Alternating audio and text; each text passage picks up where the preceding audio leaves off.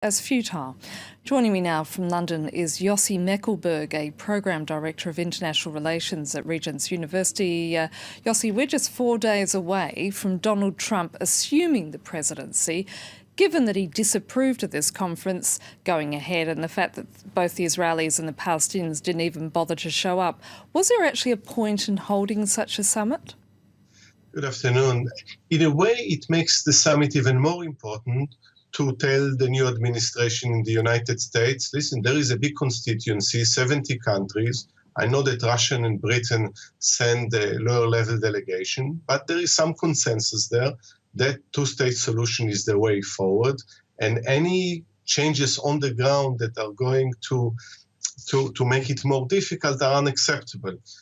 On the other hand, it makes it a bit futile, because if the Trump administration is not going to follow this track, and we see with some of these appointments relating to the Israeli-Palestinian conflict that supporting settlements and changing things on the ground, this is going to be a completely different story.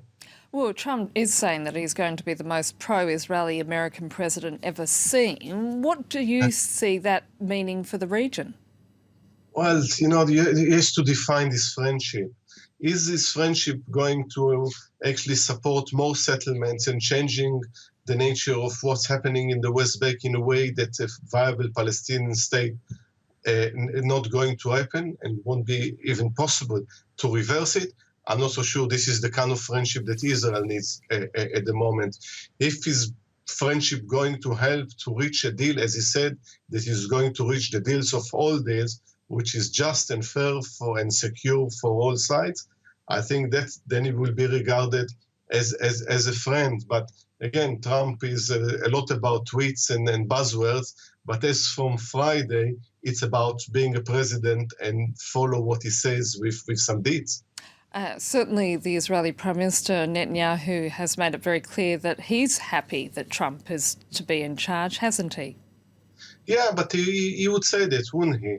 But at the same time, he very effectively used pressure from the outside to contain some of the parties on the right of him when they wanted to push him to even to build more settlements. Now, if you look at the appointment of the new American ambassador to Israel, this is someone who will support even more settlements. This is someone that thinks that those who support two-state solution are collaborators. And I think Netanyahu will find that it's not that easy for him actually to deal with Trump because he can't balance between all the pressure and have his own way, let alone that he is engulfed now with other issues. It's certainly what appears to be a possible close relationship developing between Trump and Putin.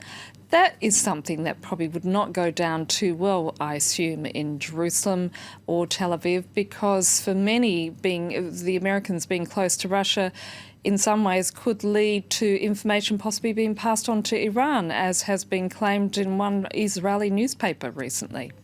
I think this is kind of about early to think, just because Russia is cooperating with Iran in Syria, that also will lead to closer cooperation on many other issues or other issues between Russia and Iran, considering Russian being apprehensive about the spread of fundamentalism. I think they will be more cautious. But I think they'll start to develop some pattern of development. Who is going to bring about a deal between the Israel and Palestinians? Putin would like to hold the summit between Abu Mazen and Netanyahu in Moscow.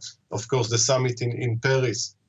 Now, and what Trump says, and question if he can do that.